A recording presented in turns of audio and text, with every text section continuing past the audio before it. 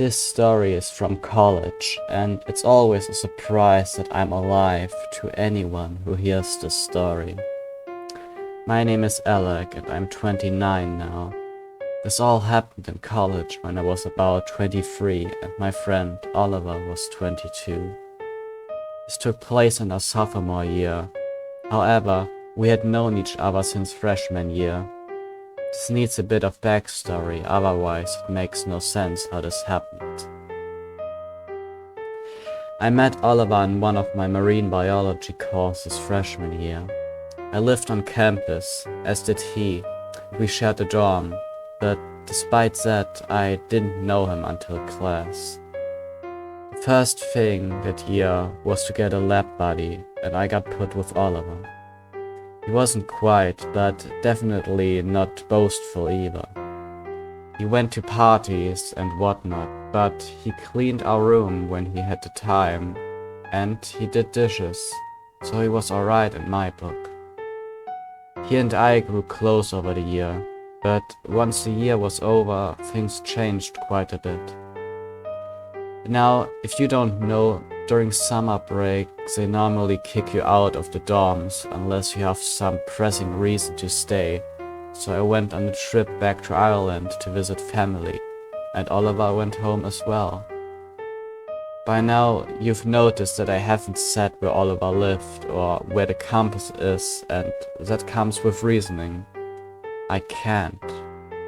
I've been asked not to mention him too much at all by the administration. When we came back the following year, he flipped a switch. We got our same dorm and stayed there as well. Within the first week, I knew something was not right. He seemed on edge all the time and not laid back like he had been the previous year. I questioned him about it, but it was shot down instantly by him bombarding me with about 20 excuses. I chose not to pry. He and I still talked every day for a few months and still remained close. One night, however, he invited me to a party. It was off campus at someone's house and everyone was going, so I figured it would be chill. We got there and he was recognized by many people, all of which were asking him for pills. Something he failed to mention to me way earlier was that he had been selling some pills for all year at this point. I don't participate in that stuff and definitely didn't back then either. Hell, I barely drank anything back then either.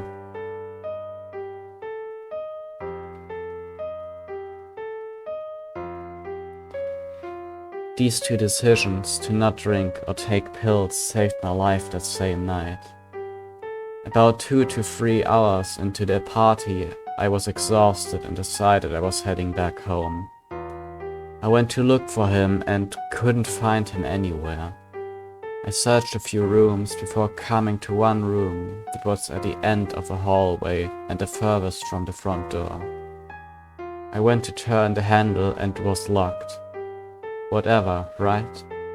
Owners probably put everything of value in there so it won't get broken by rowdy 20-year-olds drunk on Smirnoff and high on Xanax.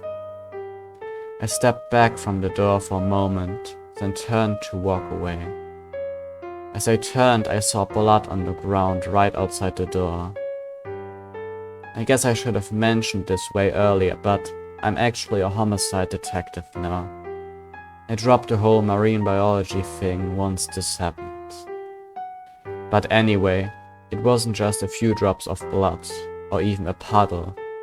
No, it was drag marks. I didn't want to cause a panic, so I just stepped outside. We are in a pretty big town, so no, it wasn't from skinning a deer or something else. I called the cops from down the block, and when they did show up, everyone still lost their minds. Most people ran down the road to get away from the cops.